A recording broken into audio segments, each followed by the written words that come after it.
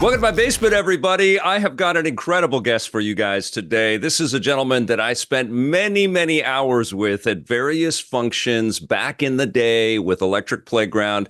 Starting with season one, we would talk about Nintendo games and Nintendo announcements and releases, and invariably it ended up with a conversation with Alan Belardinelli in some room, either a Nintendo museum, which you may have just watched in our 5th episode of the Electric Playground, because what we're doing, if you don't know, for those that might be listening to this, we are premiering new episodes from our classic days of the Electric Playground every single Saturday morning at 9 a.m. Pacific on our YouTube channel at youtube.com/EPNTV. And Alan Belardinelli's already popped up a couple of times in our Goldeneye piece when we talked about Goldeneye 007 for Nintendo 64.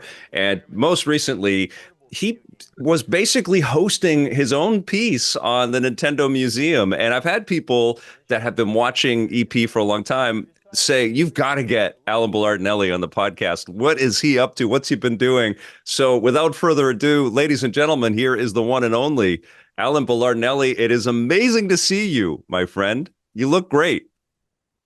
Thank you. Thanks for that introduction, Victor. Oh, it's great to see you too. It's been too long.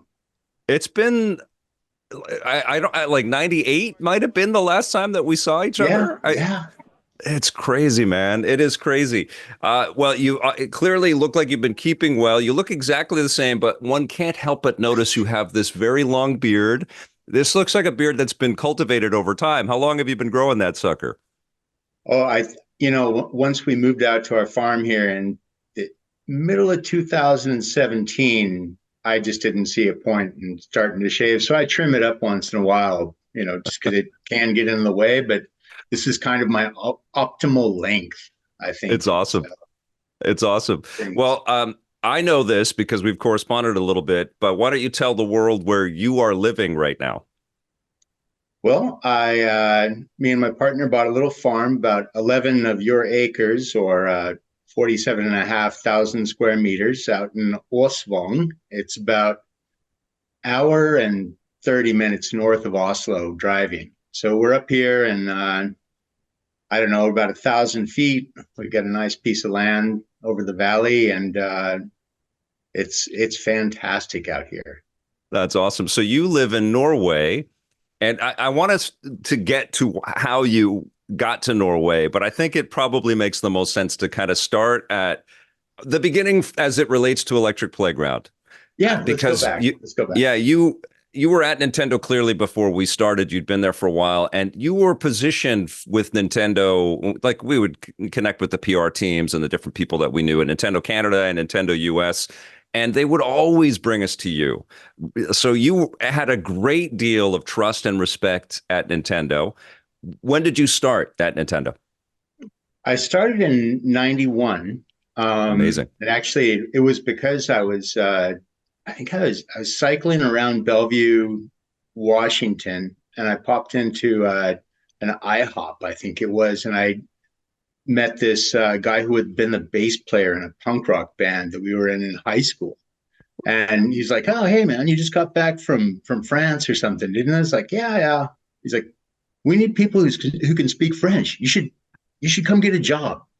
And that was how I learned about Nintendo customer service and all that stuff. And so I ended up, by the time I met you, I think my level was bilingual super agent. And then you were a super agent. Yep.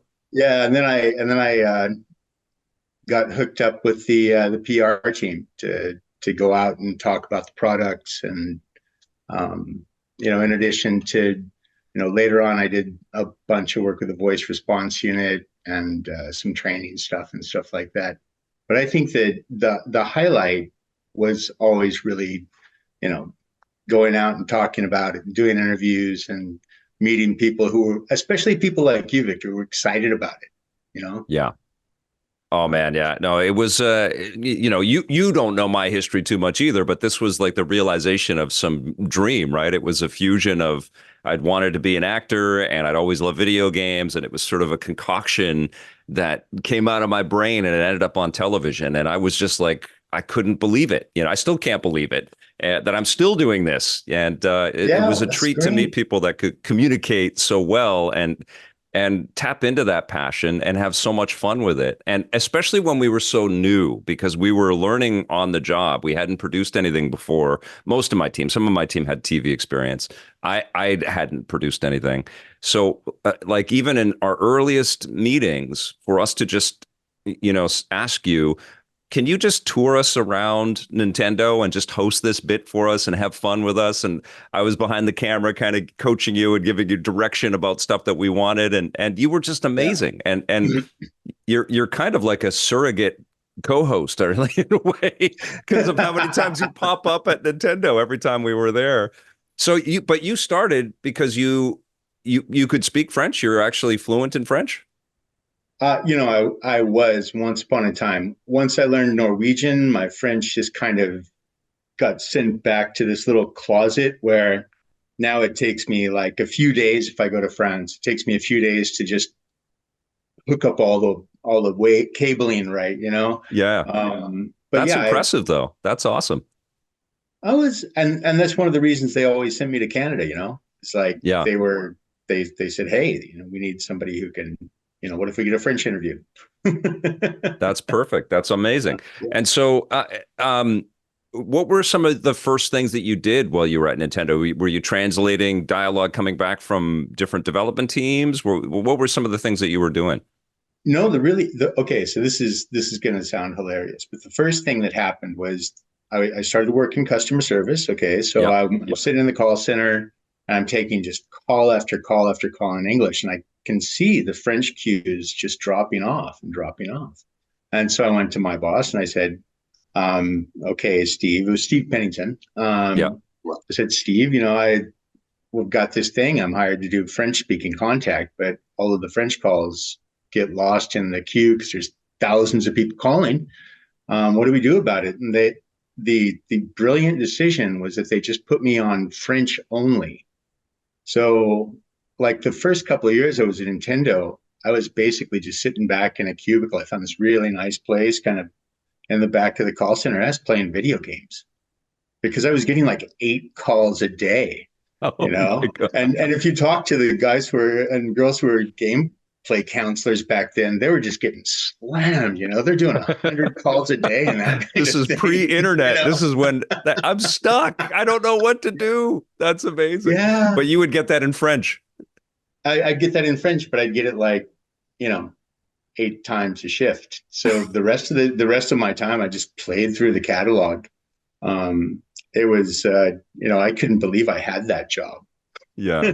That is the job though too. I mean, that's part of the business. Like you really need, and each of these games, no matter even if they're 40 years old or 30 years old, they take time. They're not just sit down and watch an hour of TV. It is like a commitment to play these things, right?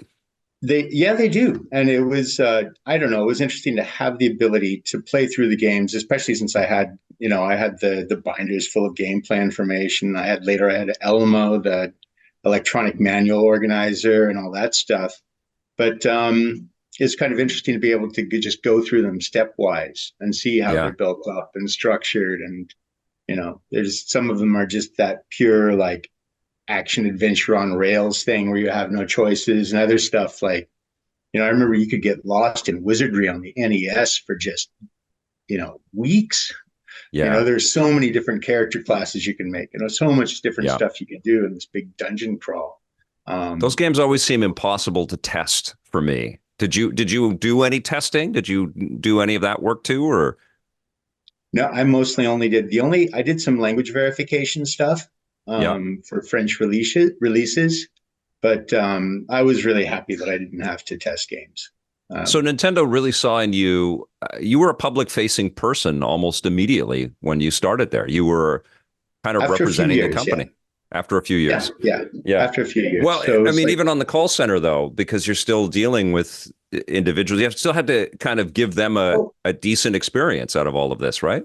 Oh yeah, and that was, I mean, that was the focus. It was a fun organization to work for because people were really focused on success, Yeah, and and helping people who are stuck is kind of fun if you can lead totally. them through it, and and after a while you figure out like what questions you ask. How do you tease that information out of somebody? Where are they stuck in a game? If they just Yeah. call you and say, I am stuck. I don't know where to go. It's like, okay, where are you? you know? Had you had an affinity for Nintendo prior to that? Were you a player? Were you a big gamer, or did this all sort of converge for Oh, you while you were there?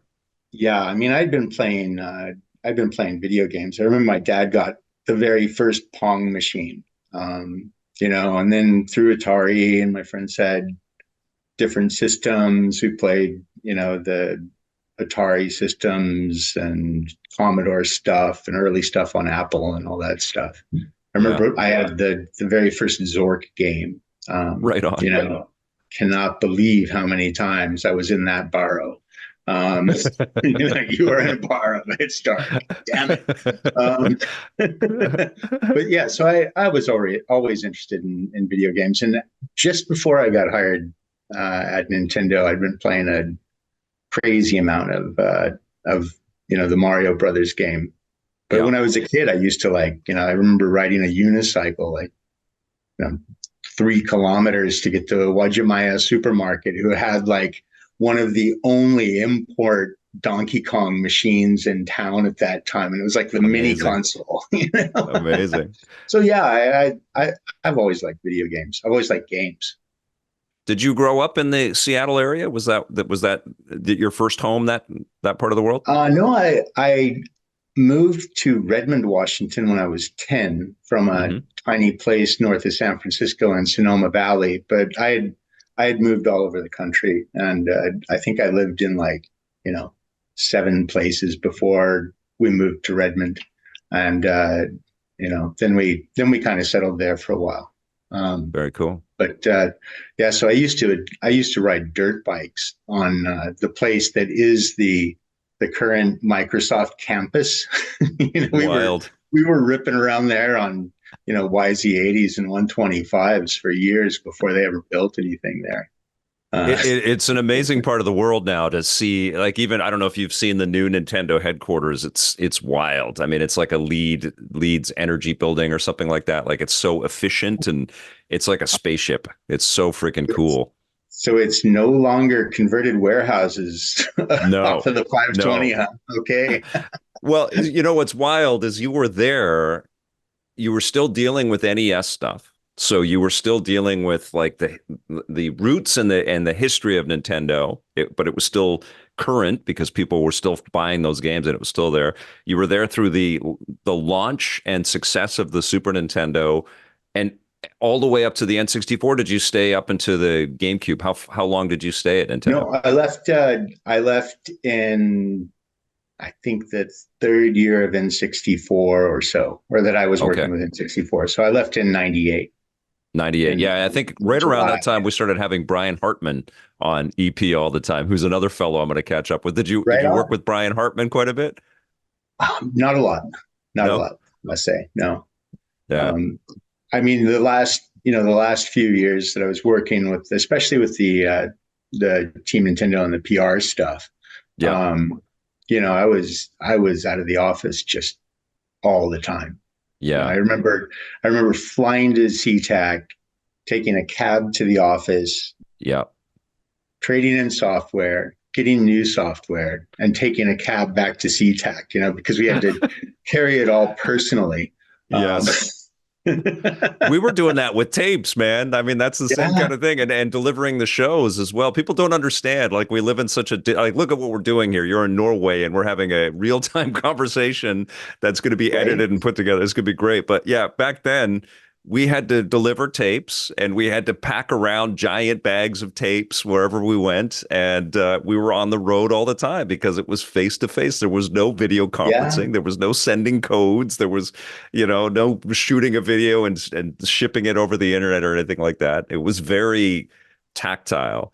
But you were also during this explosive growth for Nintendo as well. Did the company change a lot from when you started there to the point where the N64 was becoming this 3D juggernaut out in the space? I would say that yeah, there were some changes while I was there, but they were not incredibly significant. I don't Hmm. think that I mean, the probably the most significant change in the structure that happened, I guess two things that were significant changed at Nintendo of America while I was there. And the first one that I can think of was Yoshi, the warehouse part picking robot that they had just way, way, way back.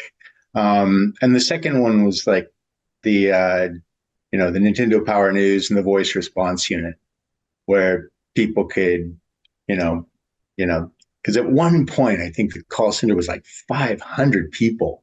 Wow. Um, yeah, I mean, imagine that. You get Yeah. 500 people, mostly 20 to 30-year olds playing video games all day and talking to people on the phone. That's Um, such a Ready Player One visual for me right now. You know? oh, well, the Cube Farm was awesome. I mean, Yeah. we had I don't know if they use it still or if anybody else used it, but we used to call it prairie dogging, and you'd Okay. like stand up Oh, and look that's out funny. at the cube farm and you'd like see somebody else like stand up, you know, 5 rows down. That's funny. Did you have But because you had to play all of this stuff too if you had to go out there and talk about it. So yeah, yeah. did you have like a game that was just, I don't know, really dear to you that you really loved, or did you play them so much that you kind of lost interest in that stuff? How was that for you back then? One of the games that really struck me that I loved for a long time was Final Fantasy One. Hmm. Then I loved Goldeneye. I thought Yeah. it was great, but it's not like it was. Now I'm trying to think what else, because I was always a real sucker for the sort of Galaga type, Yeah.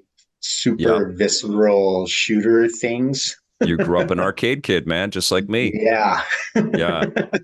So and I like the action adventure series, and the Zelda games, of course, were always just super special. But there's always some kind of rail that you have to follow in those games. Yeah, And if for I'm sure. going to be on a rail, I think I'd like things just coming right at me. Yeah, totally. But not anymore. I don't know if you are still a player, but I don't know if you've played the most recent Zelda experiences. They are so not on a rail. Breath of the Wild and Tears Right? of the Kingdom. They're insane. They're so open world. Yeah, I've read about them, but I don't have time for that stuff. I mean, I've played a few games during the last 10 years, Yeah. and I just find that I don't have time to do that. I got Yeah. to go out and cut trees and stuff. I keep saying, and I've had conversations with some pretty top tier game developers that there is a path to making shorter experiences because people still would love to play. But I asked this on my Facebook page to the friends that I have across the video game development community, and a lot of them say they don't play that much because of the time commitment. And there's so many games that the companies are making right now. They're called live service games where they're just about keeping you locked in. And I know that that can be successful, but I also feel like there's this uncharted demo out there where you make 6 hour to 8 hour experience or 10 hour experiences max that are kind of like a limited run TV show. And it just hits you hard, and then that's good. But they don't do Yeah, that too much. I mean, I think that's the thing that like that Rockstar is kind of getting at with all of the, you make an environment, and that environment is so rich and you have so much opportunity to make these little mini experiences within it, right? Yeah, Like yeah. I think that kind of thing where you take this MMORG, like I did play RDR2, right? Yep. Because holy crap, I Yeah, it guess, was yeah, insane. it's like, Yeah. okay, fine, I'll give you guys a couple hundred hours. And that's just to finish the story in that it's Yeah, so long. It's exactly, so big. I exactly. know. right. But this also opens up. I mean, there's, you have once you establish that kind of environment, then you can build within that, Yes, you and can. there's Yeah. nothing saying that. I'm sure that there are a ton of people who would love to just be a ranch hand somewhere Yeah. out in the RDR. I mean, it's like, and maybe your farm just sits there in this kind of stasis that I guess people who don't own farms find. Yeah, if you own a real farm, you don't need Sim Farm. I think Yeah. that was always my thing with The Sims. I always loved the Sims idea, the concept, but I would be doing the chores in the game and I'd be like, Jesus, my house is a mess and I'm doing the chores in this freaking game. What am I doing with my life? That's crazy. But people love Yeah. that kind of stuff. Well, yeah. And if I can understand it. I played a little bit more when I was in Oslo, when I was living Yeah. in a flat in the city. Yeah. And I'd come home from work and think, I'm going to sit down and shoot people in the head for a couple hours, Yeah. or I'm going to go race for a while, or I'm going to, do this just as a distraction. Yeah. But yeah, anymore out here, I I just can't see myself sitting inside too much. It's like Totally. That's why you moved to the country. You want to that's be out. Exactly. yeah. Well, I mean, you don't always want to be out. It got bitter cold here this winter. You don't say. In Norway, you know. No, our pickup truck broke right before winter and waiting Oh for the man. parts and all this stuff. And by the time I got all of the parts together, it was minus 19 in our garage. Oh my And, Lord. you don't want to go out and like put on a pair of thin nitrile gloves and hold pieces of metal when it's minus 19. Because, yeah, there's also minus 19.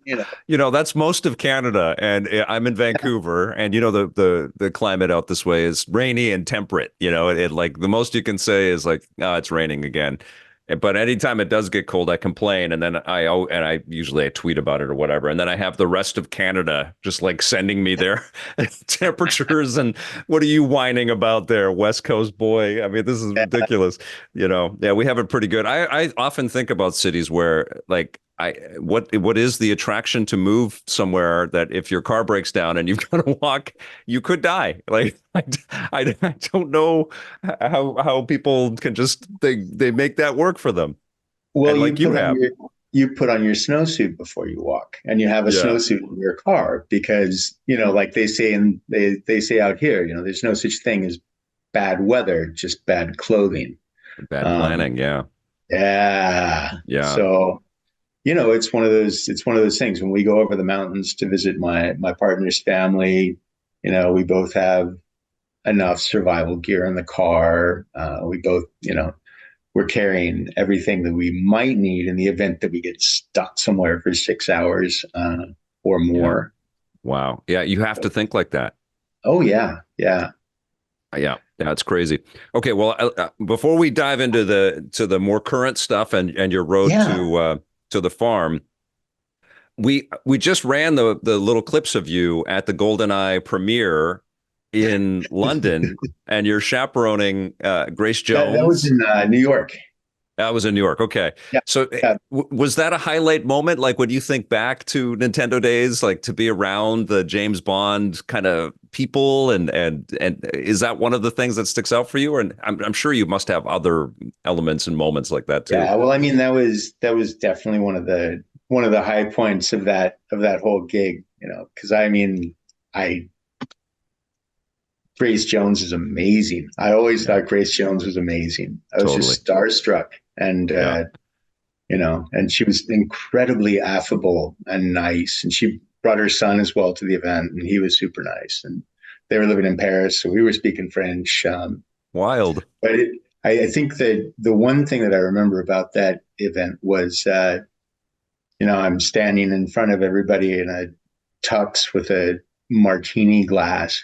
And the person who'd filled the martini glass with water had filled it damn near all the way to the brim, Yeah. and so you can imagine you're trying to be cool and calm, standing out in front of a couple hundred people with this super full martini glass that you're holding just And everybody's looking at you and you can't move your hand. Oh man, that's brutal. Was yeah. it sloshing everywhere? No, I managed to keep it in there, but I just like, Yeah. if I That's ever do you, this bro. again, I'm That's checking you. that. That's the kind of person you are, though. You do just keep it totally cool. You do just sort of keep it chill like that. That's awesome. Well, you know Just what I've great. discovered, and I know you must have too, that video games are they're not the thing that everybody chats unless you're in this world, your viewers of Electric Playground or you're, working at Nintendo, whatever. We talk about video games, but on the outside, people don't generally. But when you break the ice and do talk about video games with people, their eyes light up a little bit. There is this magic connection that people have about games, but they don't know. Like I saw that with the border people that we would like every time we'd cross into the US and say we're going to go cover some video games. Their eyes were like, "Oh, what kind of video games are you?" Or when we'd talk to celebrities, we'd go to Sundance or whatever. We'd interview celebrities, we'd ask them what video games they were playing, and they're like, "What?" That like nobody's asking about that. And I'm sure you encountered that too in different scenarios. Oh yeah, I mean it's incredible when you tell people. Well, back when I worked for Nintendo, and I told people I worked for Nintendo, and then even now, when I tell people that I work for Nintendo, it's often that you hear people say, "Oh, there was this one game I played."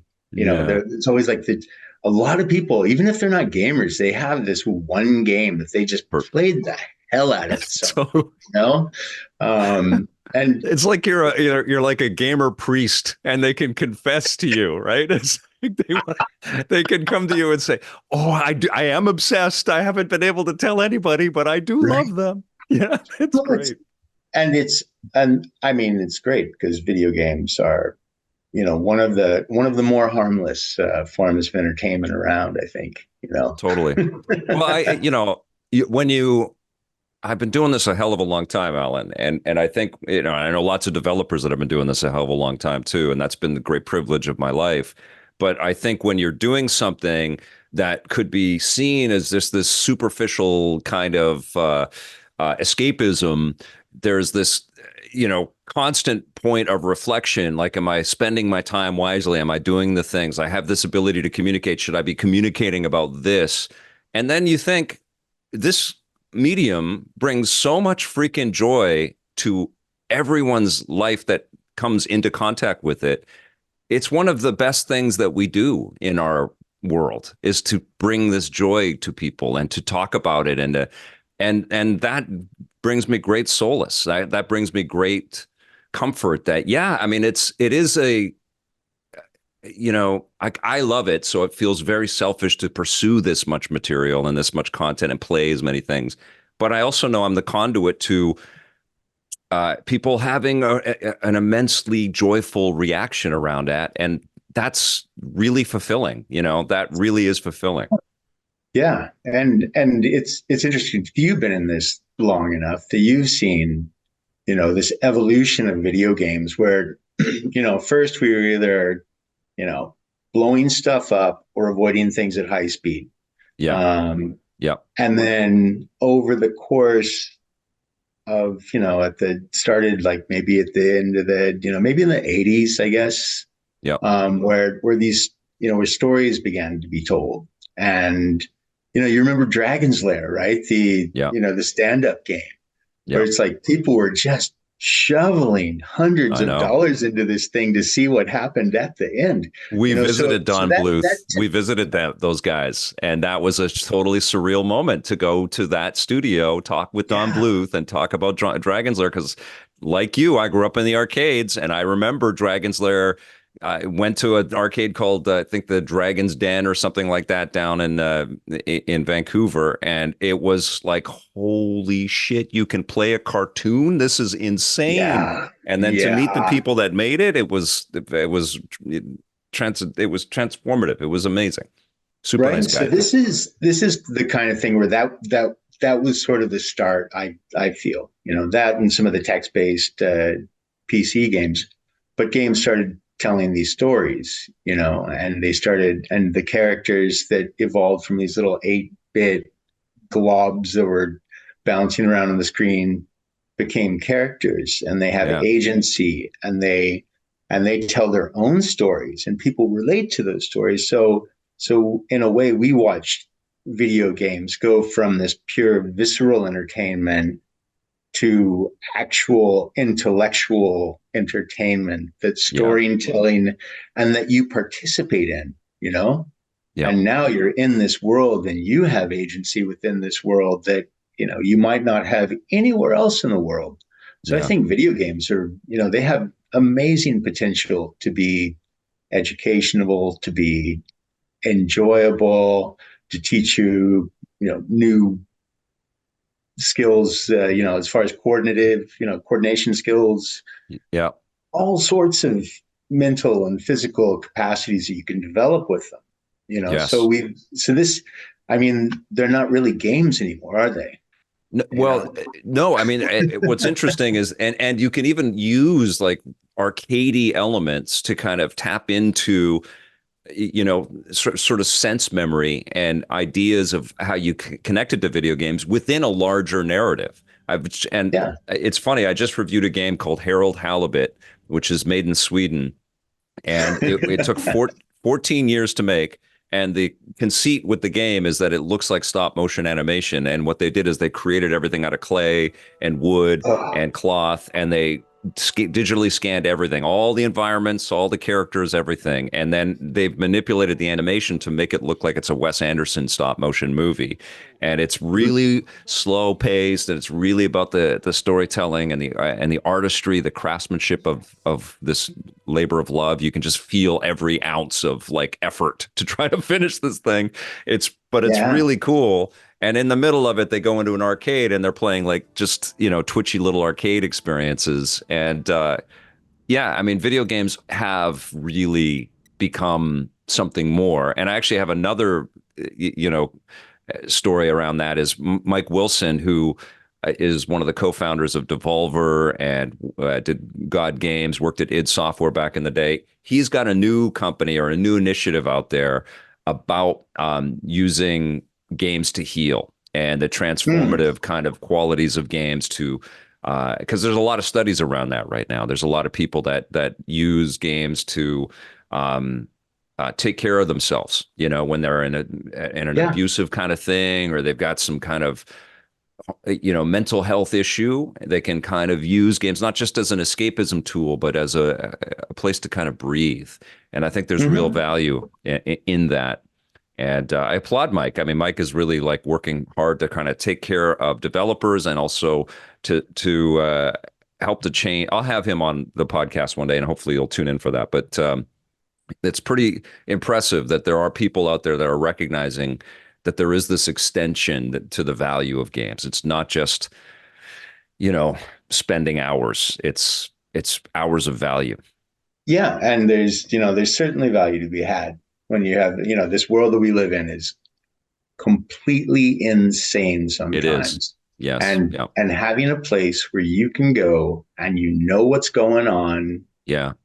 and you can feel a sense of mastery in that place, Yeah. incredibly beneficial. You I know mean, what? not This just is a perfect thing with Animal Crossing. I don't know if you played that, but that was such a perfect game to come out during the pandemic. My kid hmm, fell in love with it. It became I mean, did you work on any of was Animal Crossing a thing on N64 when you were there? no, it wasn't. No. Because I think the GameCube was the first release. It was intended Yeah. to be an N64 game. So you never heard anything about no murmurs of Animal Yeah. Crossing, right? I mean, I saw that there were people playing it, Mm, but I never really, it was kind of like I never really checked it out because I mean the pandemic was awesome. It was yeah. just I didn't have to go anywhere. Uh, Well, this is what became of me in the pandemic. I moved into this, little 4 foot corner of my basement here to shoot everything out of. But it's okay. I mean, the whole world had to pivot. We had to figure things out. Sounded like you were okay though with work from home and all of that. oh yeah, yeah. I mean Yeah. that was I feel like it was a real vindication of a lot of the things I've been saying for years about not needing to go to the office. Yeah. I mean, Yeah. Yeah. I why think would I, about that, why would I how much drive it's to the changed. office? Yeah, like EP in its history was always visiting studios, and now I feel like if we're on the run going to different cities and stuff, we'd be going to people's houses and just hanging out in living rooms and stuff, which is fine. I think that'd be cool. It'd be great if we were doing this face to face out there. So when you left Nintendo, then was that the end of games for you, or did you go to another game company? What happened with you after you left Nintendo? And if can you tell us why you left Nintendo? Yeah. I don't know. I guess I got to a point where I was starting to feel a bit restless. Yeah, Um, and the job was great, but I don't know. I got a little bit like not with you ever, yeah, but it began to kind of weigh on me that, I had a bunch of knowledge.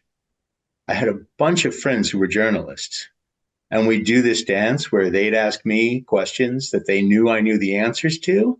And I'd yeah, have to give them very opaque answers. And they knew I couldn't answer them, but they yeah, had to ask. And I knew they had to ask. And so it was just yeah, sort of this, I don't know, it was almost like a layer that I didn't want yeah. uh, Yeah, a to lot of have to journalists deal looking with. for that clickbait, that scoop, Oh, and I like that when it comes out of the moment, but that's not my intention, Like I yeah. just want to get to know people No, and put the spotlight on them.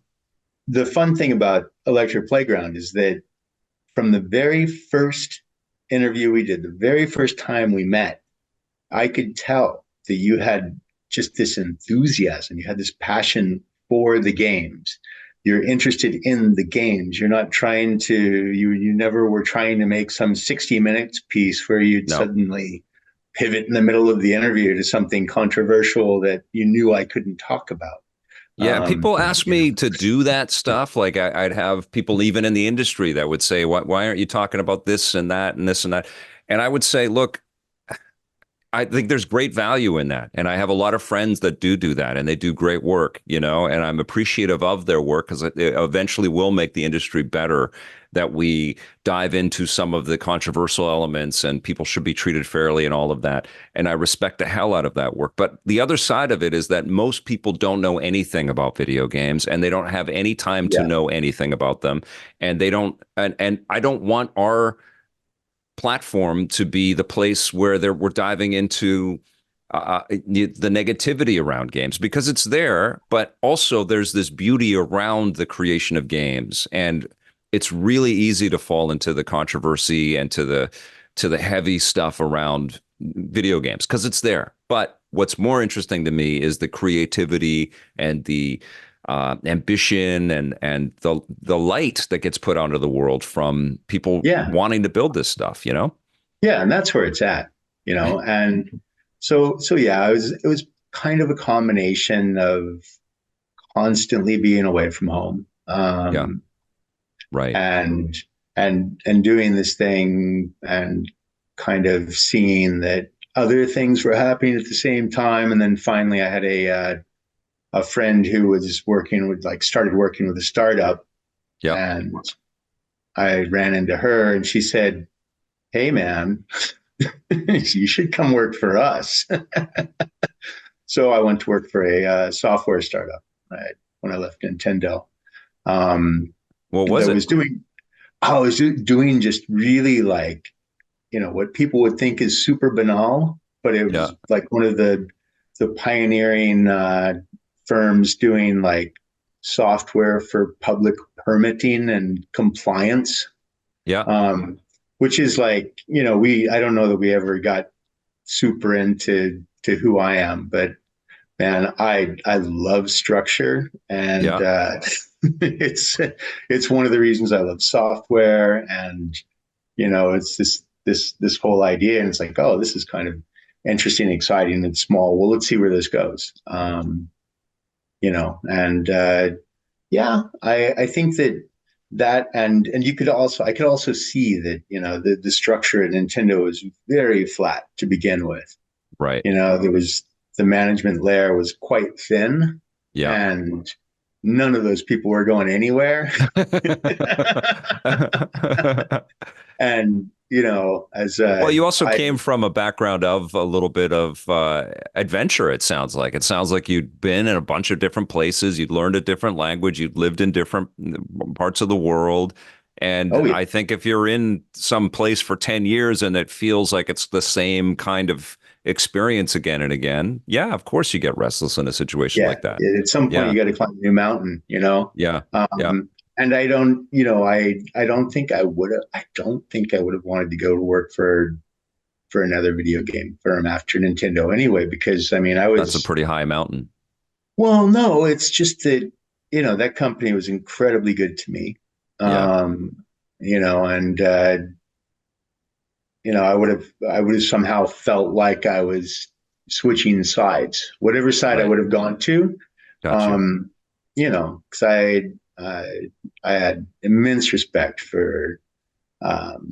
Arakawa, and Yeah, loved working with Peter May, and I enjoyed working with George Harris, and yeah. Perrin, and Howard Lincoln was a hell of a good guy. So it's like I just kind of felt like I would have been defecting. They're all great people too. Yes, I totally Yeah. understand that. They um, loved you though, from the outside, they loved you too. You were a very, very trusted and respected soul at Nintendo. And you know, I and our viewers loved you too, bro. Like, and they still well, do. right They're on. asking about you, and they're gonna see you again and again and again. So I think it's Fun. awesome that you had that presence there, and also that you knew when it was time to get off the merry-go-round for yourself. It sounds like you left Yeah. with good vibes with everybody, and there's no hard feelings with anything. You just went on and Yeah. did No. different No. things. I think Yeah, and I was very happy about that. I kind of went around to the I went around to the people in management who I traveled with the most, and yeah, who I had formed relationships with over the years, and told them, you know, why I was leaving, why I was doing it, and they understood. And I got some nice letters from them, and I still that's keep great. those. That's But I awesome. mean, and the thing is that's not really, leaving Nintendo is not really that different from when I made the decision to expatriate to Norway. It's Right. like you look around, it's like, yeah, I've seen most of this place, and I can see the walls now, and now I want another frontier. Yeah. And so, yeah, so that's and I don't know if we're quite there yet, but that's the way I got to Norway. Was I was sort of brought back as a souvenir by a social anthropologist who was doing field work in Seattle. Mm. And they invited you to Norway? No, she asked me to marry her. So, Well, that'll work. yeah, social anthropologists are always bringing back souvenirs. It could be like sculptures, often a child, many times a spouse. That's awesome. That's so rad. Okay, well, let's put a bow on Nintendo. And I just want to hear, like, what was your favorite thing about working at Nintendo for you? um, I think my favorite thing about working at Nintendo of America was Nintendo of America itself. I mean, the culture, the feeling.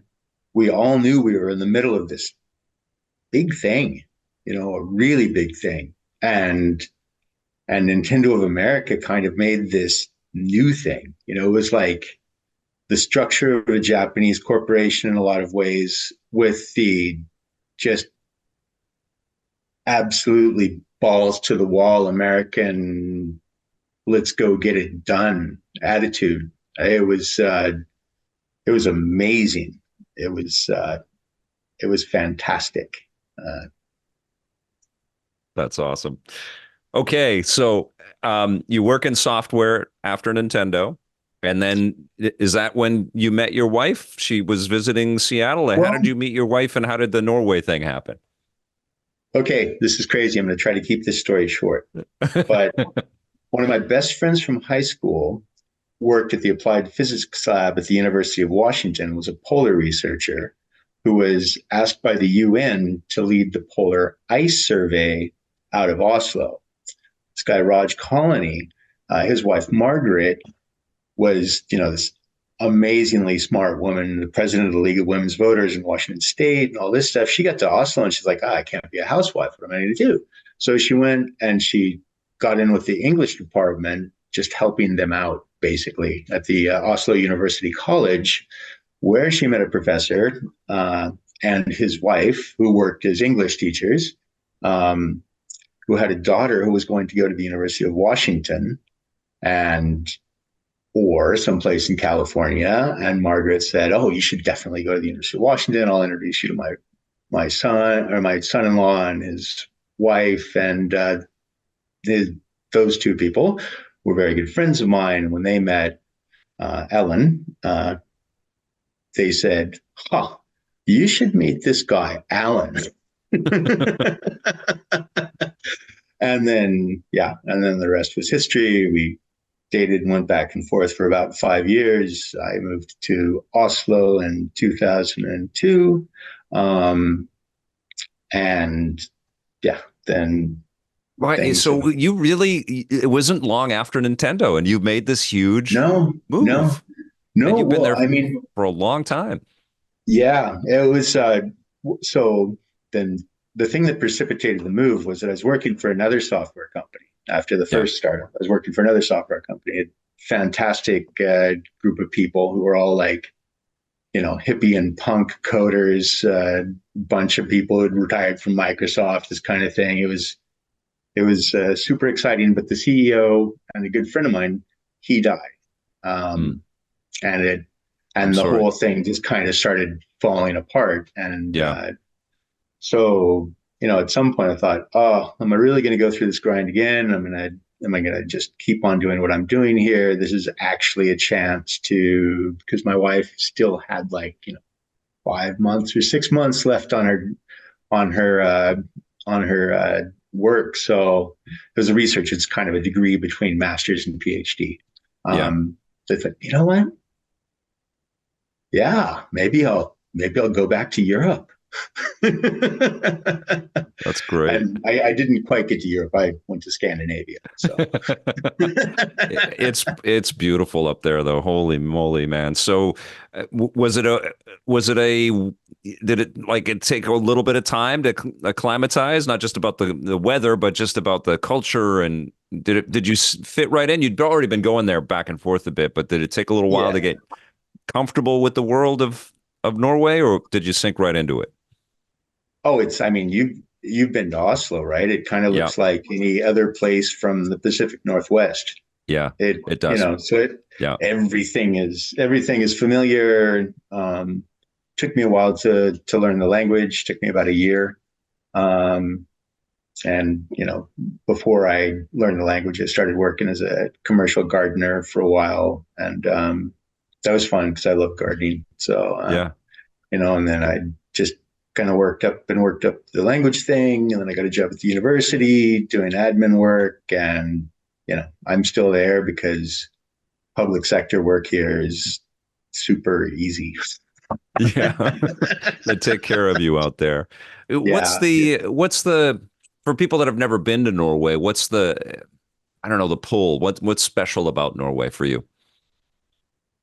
Well, I think if you like nature, it's an amazing place. There's a lot of nature here. I mean, this is a huge country, and for the most part, there's nobody in it. Yeah, there's 5.5 million people in the entire place. Wow. And the town that I live in has officially around 2,000 people. Mm-hmm. The county has 35,000.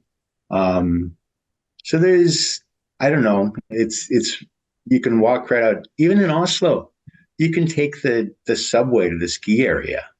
Yeah, you can take the subway right to the forest, get off the subway and walk into the forest. And if you keep going in certain directions, the next thing you hit is Sweden. It's wide open here. And even though the nature's been, they don't really have much ancient forest or anything like that. Yeah. But it's very open, and you're very close to nature here. And I Yeah. think culturally, the people in Seattle uh, are a lot of them were Norwegian when I grew up around there. Oh, wow. Um, Okay. right, there's a little like Ballard in Seattle has its own little. They've got like the Sons of Norway Lodge, the Leif Right. Erikson Lodge. That Wild. There's a So big troll under the bridge in Seattle too. Is that kind of tied to any of? exactly. Is it really? No, that's the. I'm sure that there's some kind of Norwegian thing in there, but that's just Artist Republic of Fremont stuff. Okay. but That's cool though, man. but That's so rad. yeah, and this I don't know. I've always liked snow. I've always liked winter. I've always Yeah. been into snow sports, and um, everything stays so clean in the snow. Uh, Yeah. Yeah. you know, um, Did your and wife I end up staying at the university too? Does she work there still, or what does she do?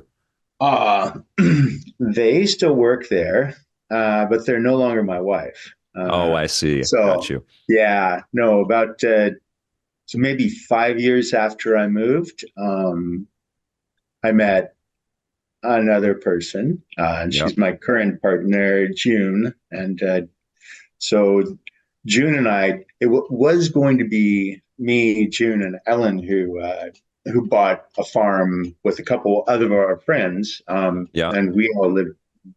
The three of us lived together in our flat in Oslo for several years, but finally we needed more space. Um, and then I think one day one day June said, "Are you guys ever going to get divorced?" And it's like, "Huh? Well, that would make things easier with buying a house together, wouldn't it?" And so we basically had the world's most amicable divorce, and still good friends. Crazy. That's awesome. All right. Yeah. So take us up to what you're doing now. You are doing something very interesting, and I'll let you explain what, because you're wearing it on your shirt right there, right? Yeah. Okay. Yeah. Okay. I don't know how to say that. How do you say that word? It's smartkirken, Okay. which is okay. So you've got smarta is Yeah. pain, and kyrkan is church. Yeah. Um, so yeah, around 2007, living in Norway, um, really missing the Cascade Mountains, and my wife wanted to go to this event where they were interested in hanging from hooks. And I said, yeah, I'll go to that. I'll just, I'll volunteer. I'm not really interested myself, whatever, but it's fun to be around, festival type stuff. And I like volunteering at that kind of thing. Yeah. Um, and, so this event was the Oslo Suspension Convention, or Oslo SysCon, for Okay. body suspension, right? Okay. For Okay. hanging from hooks inserted under your skin. See, Um, I don't know this world. This is very alien to me. So you have to take me in, easily here. Okay. Guide me okay, in. right. I've never done anything like that. this okay, the practice of hook suspension has Yeah. been done. I mean, it's literally prehistoric. Um, Okay. and the interesting thing is that people have been putting things under their skin and Sure. then hanging by them Yeah. for just for thousands of years. Um, and this all kind of surfaced again and started in the 80s with a guy named Stellark, who was Australian, and then this American guy, Fakir Musafar. Um, he kind of came into a lot of real fame in the 90s with the research books. Did you ever see like Modern Primitives and that kind of thing? No. Um, okay, it's like, it's body modification and tattooing and, people splitting their tongues and, you know, Okay. having subdermal implants and, Yes. and hanging from hooks or pulling Yeah. from hooks. I think a lot of people, Fakir Musfar was obviously influenced by the Sioux and no, I think it was Lakota, actually, Indian nation. He Yeah. grew up right by there and he saw these rituals. Um, Can I ask why? Because I'm so out Yeah. of like I don't know why you would I don't know any of this. So why would people want to do that? Well, I think that historically, many people would do it as a rite of passage, Mm, as a religious ceremony. But the thing is, people do it for fun, yeah. um, as well. And part of the thing with Smartashiriken is that, okay, to cut a long story short, at that very event that I went to as a volunteer that I said I wasn't interested in hanging from hooks, I ended up hanging from hooks. Okay. Um, because I'd been talking to people all week. I saw this guy I was talking to a bunch of times during the week, and Zane was just going wild and having the time of his life hanging from two hooks in his back. And I thought, okay, I know that. I've seen that face before, and it's usually on people who are just like down from taking an insane ski run or, some other massively cool thing. I got to try that. So I tried it. It was amazing. You're flying through the air. And within a few months, I was crewing with the Wings of Desire crew in Oslo because I have a mountaineering background. So I knew all the rigging already, and I, could optimize systems for hanging people from hooks. And then I started putting hooks through people myself, and then started leading teams of people doing this and traveling from place to place because there's a bunch of these little conventions that happen in different places in the world, Yeah. where people who want this experience will go and do it. And my girlfriend June, or Yuna, um, she was working with the team as well. And so then over the course of years, we started organizing these events, and we started seeing people coming back again and again and again. We realized that they're not really just there to hang from hooks. They're there for Mm, this community and this sense of, this is a place where they feel at ease in their own body. Um, and so I guess the idea started in around 2013. It's like, this is more than just some crazy thing you do for fun for a lot of people. it's not just a Um, festival thing. It can be a yeah, healing thing yeah. or a soulful thing, Well, it can be a ritual thing, a ritual. and Yeah. and and I have I suppose um, a different view of religion than a lot of monotheistic people do, Yeah. because I grew up, I spent a lot of time in the woods. I spent a lot of time out in nature. My grandfather was very in tune with this kind of stuff and the John Muir type of philosophy, and Hmm. um, respecting nature as a force of its own, as a sort of deity in itself. Um, and I thought, you know what? We should just make a religion out of this thing. Um, but then it took time because we had to kind of shape the idea and formulate a cosmology that we were all okay with, and Yeah. then we had to have a place to do that. Ergo, a farm. Very cool. And so yeah, so we now we have a tripod that we raised out of fir trees that we cut out of our forest ourselves and barked ourselves, and do rituals 4 times a year, Yeah. that people coming out and participate like as a group in, or we offer pain rituals, mostly suspension or hook pulling, to Let's people talk who want about to come. this pain element here. What kind of pain? How much pain are you like? How much does it hurt to hang from hooks? Not that Well, I'm a squeamish guy, so I'm I'm okay, just thinking, yeah. oh my God, that must be so much hurt.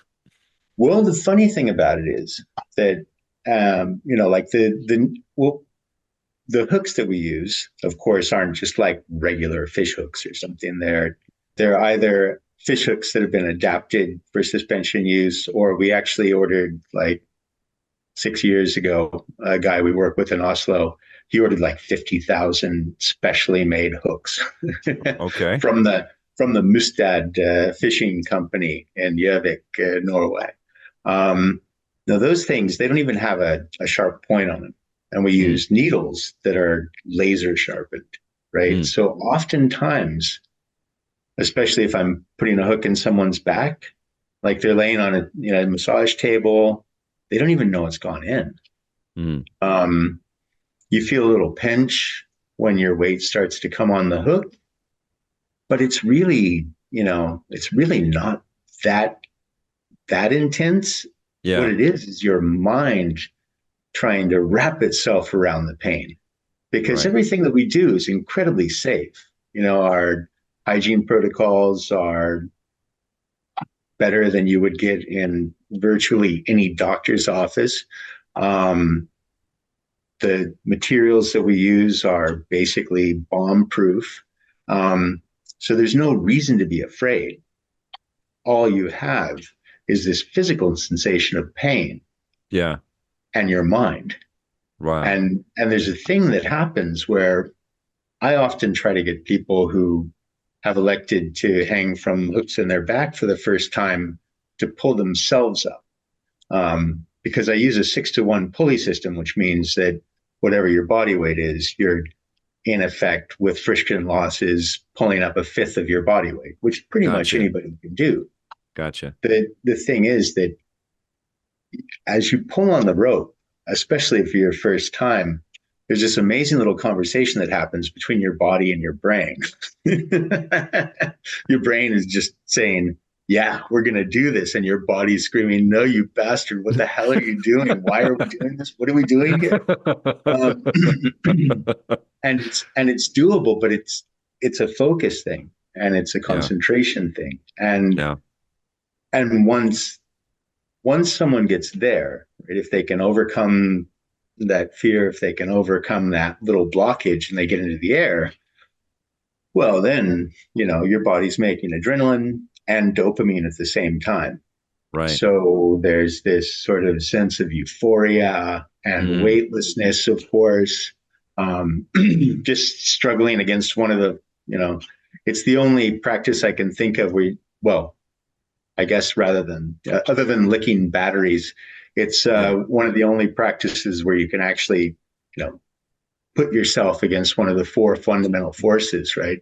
Yeah. Gravity. So you've been doing this for 10 years, I've been doing this now for 17 years. 17 years. But the farm and the Oh church, yeah, yeah, the church. No, the church. We finally got around to registering in 2018. okay. And Because there has was it no. been growing? Is there a reputation that's rippling out there for people and you're getting people from everywhere coming out? Well, I think we've got somewhere around 160 members worldwide now. Yeah. Um, and I don't know, 60 or so of those are Norwegian residents. Yeah. But we have people coming from all over to our events and, from other places in Europe. And it's really nice because a lot of the places where you do suspension events are inside, Yeah. maybe it's somebody's tattoo studio or a Yeah. garage Yeah. Yeah. somewhere or an attic in some, so just to be able to do it outside Yeah. is fantastic. And to be able Do, to do it in the middle of nature. do you travel to other events too? Do you do it on a regular like how often do you suspend yourself? Oof. Well, not as often as I'd like, to be honest. Oh yeah. Yeah, yeah. I mean, in the last few years, maybe I'll get up once or twice a year.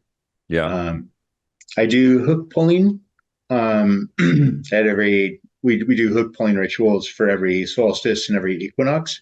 Yeah. So, then that's really nice too. That can be very meditative, where you just you put hooks. I don't know. You put them in chest or two in your chest or maybe your throat or Wild. Monos pubis or whatever, and just Okay. pull. Um, yeah, and I have this really cool thing set up in the middle of the tripod where I've isolated a ring in the middle of the tripod, Yeah. and I've got this really big old ass locomotive bell that I got from You my know, I'm grandfather. feeling all of this, as you're telling me. Like Yeah, yeah. I can't, like, this is so far from what I think about and do that it's just like, wow, it's blowing my freaking mind.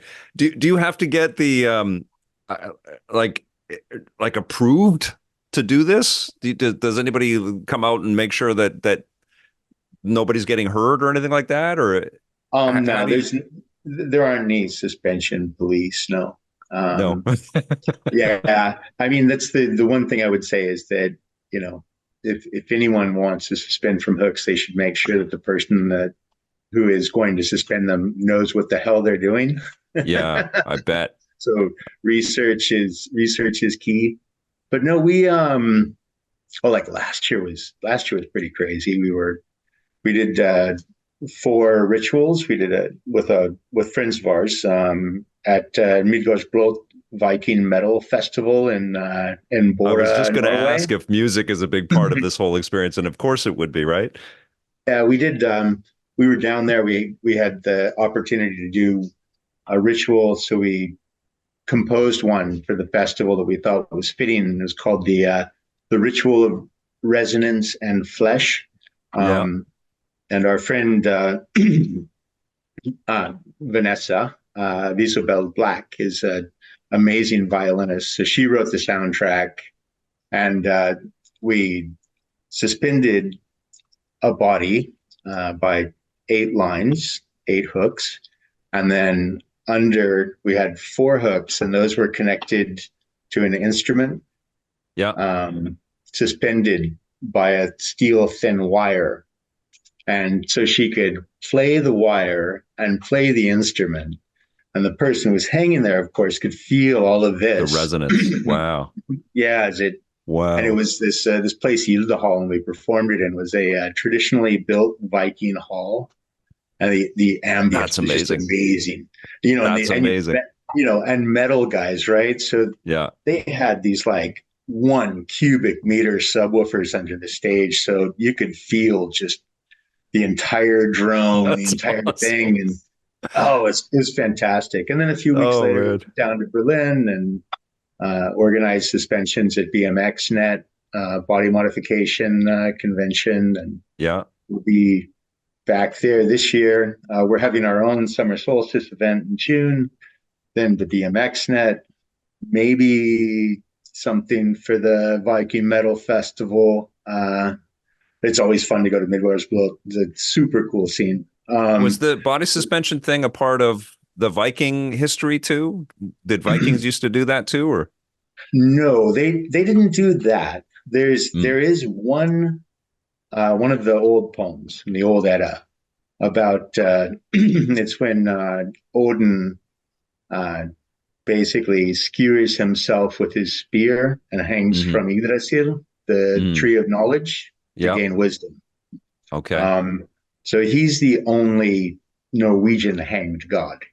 Okay. Um, but like Inanna in the Sumerian myths, hung by a hook in the Right. halls of hell. Right. This, Jesus, I think, was also suspended. Yeah. And there's a ton of suspended gods if you start looking into them. Yeah. But the Wild. Vikings, of all the crazy crap that they did, hanging from hooks was not one of them. They did enough. Like they used I to like that my carve their favorite own part of teeth. going to Oslo was going to the Viking ruins and all that. So it's Mhm. incredible, and it's a part of the culture there, isn't it? I mean, this deep connection to the history of the land. Yeah, and and the whole. I think there is something about the nature here and the way Mm. it forms people and the way it bonds people in a way. Right. Um, you do kind of feel at times like you are on a boat with a few people, Sure. depending on where you are. But also a government and a population that takes care of each other as well, right? Like your medicine is socialized and education is socialized. Like there's a network there to take care of humans, it feels like. Yeah, yeah, Yeah. and I think that if we do things right over the next 10 or 20 years, we'll keep it that way.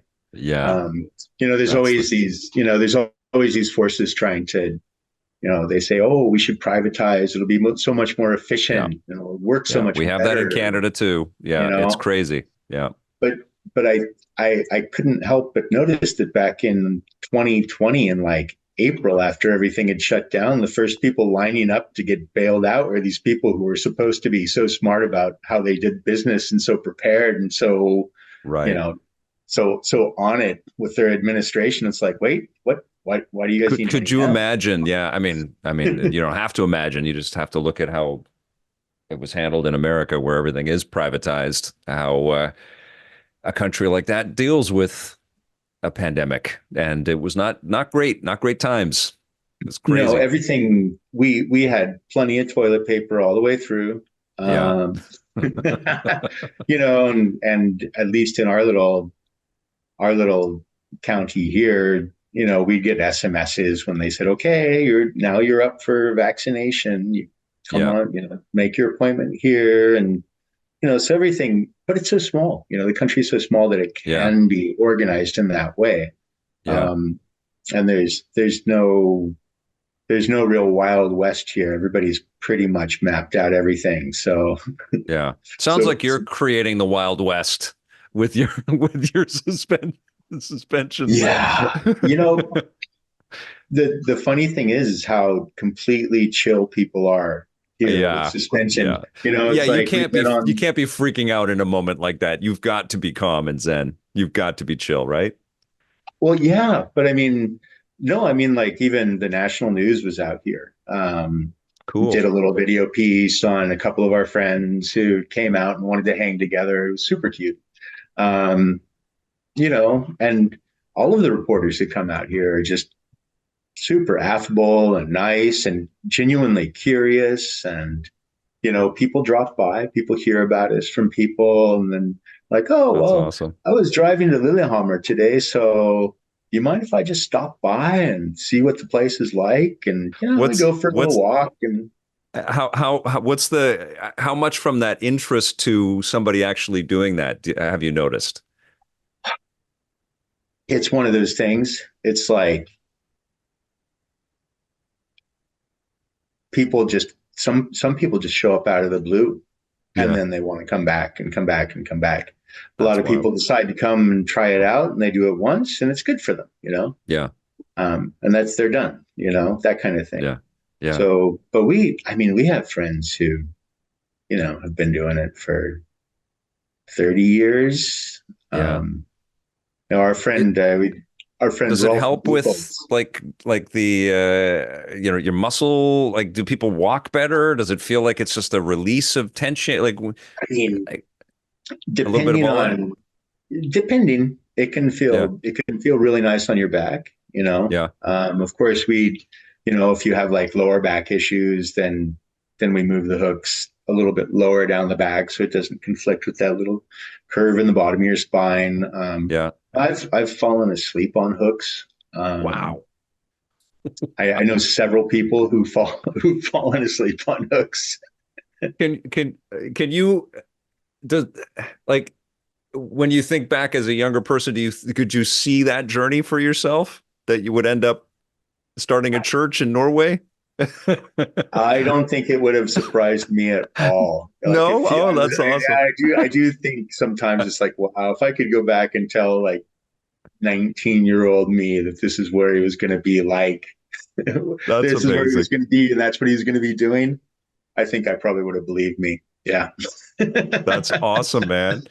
That is incredible. Well, brother, it is such a treat to catch up with you, and I'm so happy you're doing well. And what a fascinating tale you have just told us, and it's Well, incredible, man. It's incredible. I can't wait to hey, visit next time I'm out in Norway. next time you find an excuse to go to Norway, come on out. We got a guest room. I've started making some decently good beer, um, and it's only getting better from here. Right Uh, on. yeah. Hey, That's Victor, awesome. it's been amazing catching up with you, man. Thank you again too for being such a great sport with us every time we had you on camera. And everybody that's watching the shows is going to see that because we didn't want to just throw them all out there. They're once a week, like they Mm, were when we did them in 1997. Because what happened right, with, right, I don't know if you know, but the University of Toronto, Mississauga has got our archive, and they're digitizing it and they're sharing it with their students out there. And oh, so they right have a game on. studies program, and so they're digging into all of Yeah, these interviews. A lot, oftentimes, we were the only t TV show in the world that would visit these companies, and so right. they're showing all this history to these game study students, which is amazing and something that I didn't plan for or predict myself. Hey, But through that, there did you probably wouldn't have thought that when someone, or maybe you would, someone would have no, walked I up to didn't. I mean, like when we started, I didn't know if we were going to just be on one station or a network. You know, we ended up on television for 20 years, and you. Yeah. I still do pretty much the same job. Although the industry is a lot more tight because there's so much negativity out there. There's so many people that are Mm, just trying to poke holes and just ranting and raving. And the industry doesn't make great consumer friendly decisions every single time. Nintendo, I am happy no, to report, really has like through nice. it all for the most part. I mean, it'd be great to have more of those classic games available if you've bought them before, things like that. But their games are generally, true to the roots that you were working with them doing the same thing. You know, Right there's a on. value to what they build, Mm, and they're not trying to throw in all kinds of microtransactions and all kinds of other sort of elements in there. yeah, I think that's bullshit. Yeah, You know, yeah, all that stuff, all that monetization or yeah, commoditization of an experience yeah. is just that's sleazy and cheesy. It's hurting a Um, lot of companies too. A lot of people, because it worked and it can work. I mean, and some people do it right. Like Fortnite, I think, does offer you tons and tons of value for staying in that thing if that's what you love. And there are games like tons of fans for Destiny and stuff like that. But I think you can't have too many of those types of games. And there's too many cell phone games that are wasting people's times out there as yeah, well, you know? well, Yeah. that's what I was thinking of more of the that kind of thing. Oh, you can skip this if you give us some money. Yeah. Or actually, the thing that's happening here that I just read about in the national news is that apparently kids are going to these online casinos and using Whoa. skins from games as currency. Whoa. So they're Whoa. buying skins in Yeah. some game somewhere. And then since those are basically a kind of, NFT, then they Yeah. can cash those in at the casino and play grown-up gambling games. I That's mean, wrong. Holy so crap. happy I didn't have to address that as a spokesperson. But It is, we are on the precipice though of buying something digitally and it stays not just in terms of NFTs and that kind of garbage, mm, but just the idea that like you buy a game or a piece of music or a movie, I'm sure there's going to be some rules around you owning that soon yeah, because right now yeah, everything's very ephemeral. Like if a store shuts yeah. down, it's gone, you know. But I feel like the business has got to, all the media businesses have got to address that if you buy them. Yeah, well, I mean, I think that at some point, the intellectual license and the Hmm. media license, the actual physical media license or whatever, or even if it's a virtual media license, have to be separated, right? Yeah, yeah, You buy the rights to this chunk of intellectual data, regardless if it's on God, how many cassettes, LPs, and CDs did I yeah, have? The yeah, same damn thing, yeah, you know? yeah, I yeah. mean, Yeah, we're yeah, past that now. That's why yeah, everybody wants right. us on subscriptions all the time, is because then they don't have to think about Exactly. that. But I think if you do purchase something, you should have access to that thing that you're purchasing, no matter where you transport it to, you know? Yeah, yeah. Yeah. Okay, so I know we're done talking, but there was one thing that while we were talking that I thought about that Yeah. I wanted to mention, and it's about we were talking about video games and their social role and their potential, uh, beneficial aspect for people. But it's not just people, but it's communities of people. I Yes. mean, I know a woman who's I think she's a doctoral candidate now in the UK, but a couple of years ago she wrote a cookbook, based on Skyrim, Awesome. and and it's Yeah. actually been published now. This like Wild. Tastes of Tamriel, and there's people and I'm friends with and I'm pretty good friends with this woman. I've hung her several times from hooks, Yeah. and Yeah. so I see her social media and stuff, and it's amazing how many people are interacting with her, based on this shared experience from this world that they interact Yes. in, and that and they're from all over the world, and Yeah. and the idea that you can have a group of people socially interact and then cook recipes from this Fictional kind world. of fictional Yeah. world that they've never Yeah. been to, that Yeah. that's just it's been translated in such a way that you can make this thing. Well, I mean, we're going to be blurring so many of the, like our kids and grandkids and stuff. Like the difference between virtual and real is going to be so blurry in the Oh future. yeah, It yeah. And I really is, mean, man. I want a set of AR glasses with binocular, FLIR, and standard camera, and I just want to be able to, I want to be able to heat map my cat and use it as a keyboard when I'm wearing my AR glasses. It's like and it's it's totally there. I All of the know. technology is just waiting to do this Oh, for us. bro, I know. And I feel like robots that work with us are, like everybody's not gonna, they're gonna have a car. Maybe they'll have a self-driving car and a robot, and that's just gonna be the way that people live with in their homes, which is gonna be Yeah, wild. I would love to have a little helper bot to follow me around carrying tools. I tell you what.